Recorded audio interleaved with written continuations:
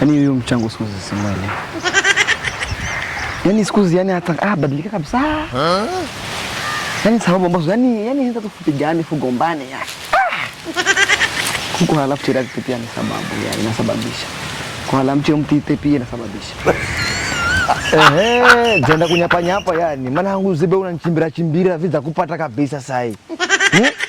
Wewe msenangu ra nyumba yangu undanipa kodi ya kwangu ama undauka? Zigara wewe landlord unamenya tuma ununuze kistaarabu bana. Siku unapenda zishtuki unapigwa makofi. Na stress za kwao unazo bafikiri watu. Unataka makofi siku nyingine landlord na. Hangu juzi mimi unanichimbira kizafika na kosa kwenda. Fakara wenda kwambira vivi.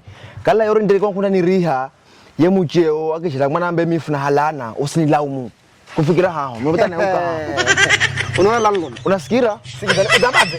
Mucheo akishira mwana ambe mifu na halana kwa sababu kwanza kuniriha usinilaumu kabisa. Fikira sikizana bambire. Hao tena bora ni mkudazi hamukutano. Wala naziuza yuno mchango mbona badilika? Mara dumula tabe ngoka zeleweka. Kumbe izelewa sababu ni noni? Indabida badilike maana wala lodi unarara mchango. Hapana. Sasa kala kuna riha fugara ndo ndamani anze. Sasa kuna rifa unavishinda kare maana mchango badilika.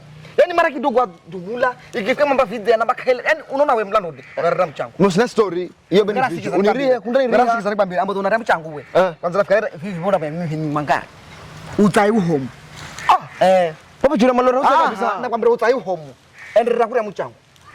Ama tona tena mulube sana. Unirihe ama ni kaudari faki tu mwanzo to. Unaona kana nyumba yako unasahau kala una nyumba wewe. Mimi nakupa nika za kutala unasahau kala una nyumba wewe. Renti ama nitakuwa nagonga mke wangu. Na haya. Na mbona unasahau kala una nyumba wewe? Ama tani mangari mino. Unasahau kala una nyumba wewe. Ama tona tena na mchango. Ndakuona kaheri. Bado kala si mangari. Nenda una kwenda uchenda hewera wahanga.